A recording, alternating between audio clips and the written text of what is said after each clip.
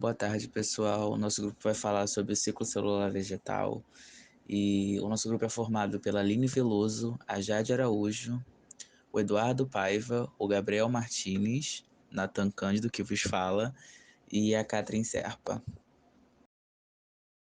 E o que é o ciclo celular? O ciclo celular consiste em etapas de divisão celular em um período de tempo. Esse processo é dividido em vários eventos que ocorrem em diferentes períodos de tempo, que dependem tanto do tipo de célula quanto dos fatores externos, como temperatura ou disponibilidade de nutrientes. O ciclo celular normalmente é dividido em intérfase e as outras 4 fases da mitose. Olá pessoal, eu me chamo Eduardo e hoje eu vou falar um pouco sobre as etapas do ciclo celular. O ciclo celular é dividido em 4 fases, sendo elas as seguintes. Fase G1. Essa é a primeira e a maior fase do ciclo celular. Nela, há o crescimento do tamanho da célula, a síntese de proteínas, a duplicação de organelas e a síntese de lipídios. Fase S. Nesta fase, ocorre a síntese do DNA, ou seja, a sua duplicação. Além disso, ocorre a duplicação de uma estrutura organizadora de microtúbulos, denominada centrosoma. Essa estrutura ajuda na separação do DNA na fase M. Fase G2.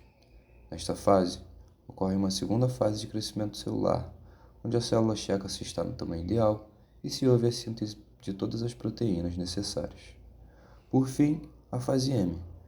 Esta é a última e mais curta fase do ciclo celular, onde ocorre a mitose. Agora vamos falar sobre a giberelina, que é um hormônio muito importante, capaz de moldar o desenvolvimento durante todo o ciclo de vida da planta. Isso porque ela desempenha um papel muito importante no controle dos estágios da planta, mas não de forma sozinha, também com outros hormônios. Um primeiro efeito que foi detectado da giberelina na planta foi o alongamento caulinar, e também tiveram evidências na literatura que mostrava que esse hormônio ocorria de forma natural nas plantas superiores. Esses estudos permitiram que a gente tivesse um melhor conhecimento sobre a biossíntese das giberelinas, porque elas podem ser reguladas por fatores ambientais, como fotoperíodo e temperatura. Isso porque esses fatores alteram ou afetam alguns passos específicos no processo de biossíntese. Ainda falando sobre a biossíntese, os principais locais de biossíntese das giberelinas são as sementes, os frutos que estão em desenvolvimento e também tecidos que estão crescendo rapidamente. Agora vamos falar diretamente da ação das giberelinas sobre o ciclo celular.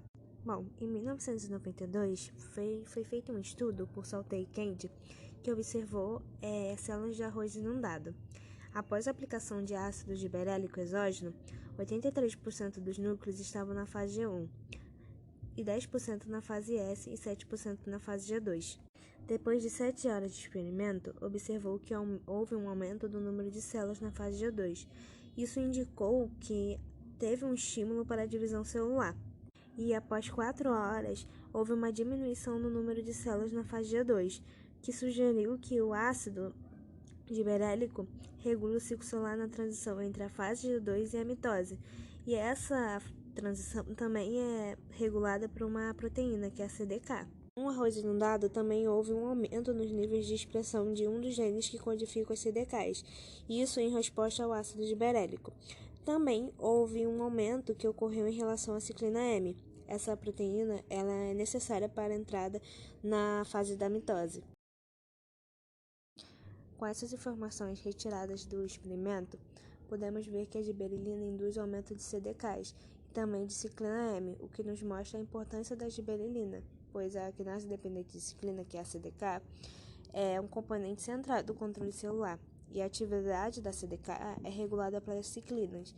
Então, de forma resumida, ao se ligar a uma ciclina, a CDK se torna ativa, dando início na regulação.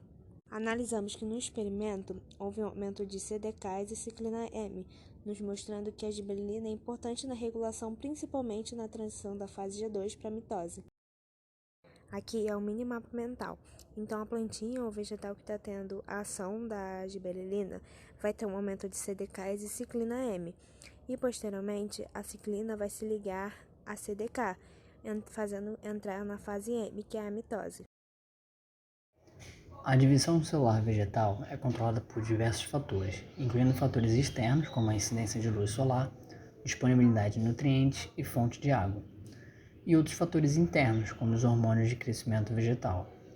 As auxinas são os principais hormônios de crescimento presentes nas plantas, sendo mais produzidas em locais de divisão celular rápida, como no meristema apical do caule ou nos frutos em desenvolvimento.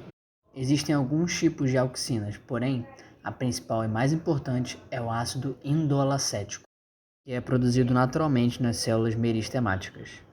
As auxinas também atuam de diversos modos sobre os vegetais, como o estímulo ou inibição do crescimento de caules e raízes. Atua também no fototropismo, que é o crescimento do vegetal em direção à incidência solar, a diferenciação de tecidos condutores, a inibição da abscissão de frutos e folhas, que é o desprendimento do fruto ou da folha do caule, atua no desenvolvimento e crescimento de frutos, e a aplicação de auxinas também induz a produção de frutos em flores não polinizadas, iniciando o desenvolvimento do fruto, sendo de grande importância na agricultura. Olá, eu sou a Catherine e vou falar um pouco sobre as citosininas, ou como mais conhecidas também como CKS. Elas podem ser definidas como compostos hormonais, que são sintetizadas pela maioria delas como meristemas apicais radiculares e transportadas pelo xilema até a parte aérea, ou seja, como se fosse uma pontezinha até a parte aérea. Elas têm um papel fundamental nas etapas da divisão celular, no controle delas, e também na quebra de dormência de gemas axilares. Mas elas não fazem isso sozinhas. Elas dividem essa função com a auxina. Porque quando as concentrações dos dois hormônios estão, de certa forma, balanceadas, vamos dizer assim, podem ocorrer um crescimento de células sem que ela se divida. Porém, quando aumenta a concentração de citosininas, pode ocorrer o crescimento de gemas na parte aérea. Quando a auxina aumenta, já ocorre a formação de raízes. Tentando explicar um pouco mais a parte teórica, os genes CYCD3 codificam uma ciclina que é importante para a transição entre a fase G1 para a fase S. Outro gene que também é induzido pela CKS, que é a citosinina, é o chamado CDC2, que é importante para a passagem da fase 2 para a fase M, que é a mitose. Os vegetais estão relacionados ao ambiente em que vivem. Essa relação pode trazer benefícios ou não, como, por exemplo, os estresses bióticos e abióticos. Os vegetais correspondem a esses estresses ativando mecanismos de defesa, fazendo com que resistam e possam combater a esses prejuízos. Esses prejuízos podem impactar o seu desenvolvimento e produtividade. Seja qual for o fator, organismo ou condição ambiental, o prejuízo depende da quantidade e intensidade que aquele determinado fator ou conjunto deles está presente. O estresse biótico é causado por organismos vivos, como micro-organismos, insetos e plantas invasoras. Para exemplificar esse tipo de estresse, podemos citar a infestação da lagarta da soja. Essa lagarta é considerada uma das principais pragas desfolhadoras de plantas de soja. Na fase larval, esse inseto causa danos severos à soja em áreas cultivadas por todo o país, contribuindo para a redução na produção de grãos. No Brasil, a lagarta da soja ocorre em todos os locais de cultivo, sendo o desfolhador mais comum. Ainda, esse estresse causado pelos organismos vivos gera prejuízos, como por exemplo os nematóides, que são vermiformes, que mesmo de forma isolada já são capazes de gerar prejuízos na produtividade, uma vez que os danos causados pelos nematóides nas raízes das plantas facilitam a entrada de patógenos. O estresse abiótico é causado por condições físicas e químicas do ambiente. Podem ser caracterizados por deficiências hídricas e radiação, solo compactado e baixo teor de nutrientes, entre outros fatores. Nesse estresse, a seca é um dos principais fenômenos geradores de prejuízos e de risco para a cultura de vegetais. Nos estresses causados pelo déficit hídrico, prejudicam o crescimento e desenvolvimento da planta, causando uma redução significativa de produção em áreas cultivadas em todo o mundo. Ainda, os efeitos da seca aumentam com as mudanças climáticas e a crescente escassez de água. As respostas das plantas ao estresse hídrico são complexas, envolvendo vários genes que produzem respostas ao nível bioquímico, fisiológico e molecular. Esses genes são classificados em 4 principais categorias: genes envolvidos em cascatas de sinalização e controle de transcrição, genes que funcionam diretamente na proteção de membranas e proteínas, genes envolvidos na absorção e transporte de água e íons, e genes de função desconhecida. Diversos estudos estão sendo produzidos com o objetivo de compreender os mecanismos de adaptação ou tolerância das plantas ao estresse hídrico. A sobrevivência, reprodução e o desenvolvimento das plantas dependem da capacidade das mesmas de se adaptarem a estresses bióticos e abióticos. Essa adaptação conta com diferentes mecanismos, sendo o controle do ciclo celular um dos principais.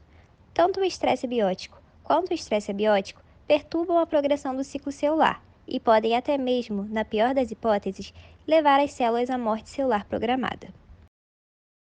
A defesa contra estresses bióticos, como patógenos e predadores, pode ser feita através de mecanismos presentes na própria constituição da planta, como barreiras físicas ou químicas pré-existentes, ou pode ser feita através de um mecanismo induzido, onde ocorrem mudanças fisiológicas e químicas em resposta direta à infecção por patógenos ou ao ataque de predadores. Essa resposta induzida possui relação direta com a progressão do ciclo celular do vegetal, pois, em geral, nesses casos, o ciclo celular da planta é inibido, ocasionando a diminuição do seu desenvolvimento, reprodução e sobrevivência. As plantas se defendem do estresse biótico através do reconhecimento de sinais e da resposta imediata a eles. Esse reconhecimento é feito através de receptores de reconhecimento de padrões, chamados PRRs, que reconhecem padrões de moléculas associadas a micróbios, os chamados MAMPs. Alguns minutos após o reconhecimento feito pelos receptores, já é possível a detecção de algumas moléculas de resposta, sendo elas quinases, ácido jasmônico e ácido salicílico, que vão auxiliar na defesa da planta. As proteínas quinases ativadas por mitógenos agem como reguladores das cascatas de sinalização em resposta aos estresses tanto bióticos quanto abióticos. Os jasmonatos são moléculas que também atuam na sinalização e desempenham um papel importante na modulação de processos fisiológicos para ativação de respostas imunes. O ácido salicílico também atua na defesa contra uma variedade de estresses bióticos e abióticos, mas principalmente em resposta a infecções por patógenos. Ele atua principalmente em processos como reações de hipersensibilidade e morte celular. A inibição da progressão do ciclo celular e, consequentemente, do crescimento da planta é relacionada por muitos cientistas com o aumento do nível de jasmonatos em resposta ao estresse. Segundo os estudos, esses fito-hormônios inibem ciclinas e quinases dependentes de ciclina, diretamente, além de agir indiretamente ativando proteínas inibidoras desses componentes essenciais do ciclo celular. A importância dessa relação direta entre os componentes do ciclo celular e a regulação do sistema imune é muito importante, pois através da inibição da progressão do ciclo celular, a propagação da infecção é limitada.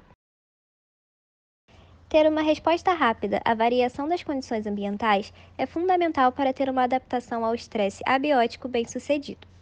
São muitos os tipos de estresse abiótico que as plantas podem sofrer, e para cada um deles há um mecanismo de defesa diferente.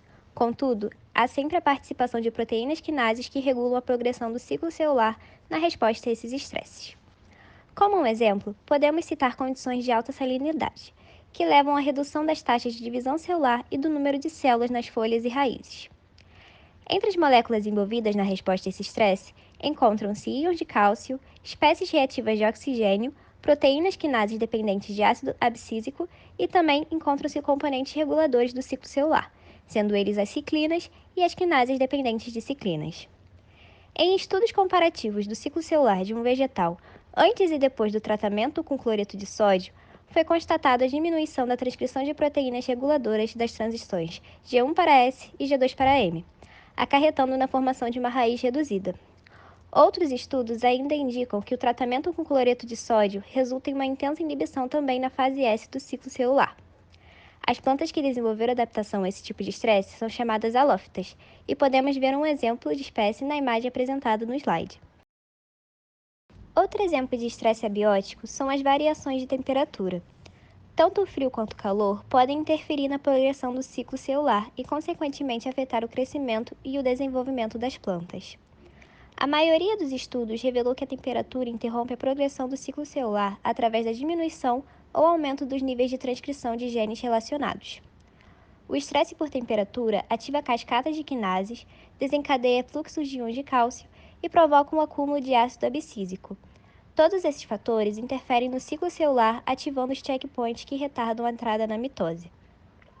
Sob estresse leve, em estudos analisando células de tabaco, as etapas que sofrem interferência são as fases de transição G1 para S ou G2 para M, dependendo de qual fase o estresse foi introduzido.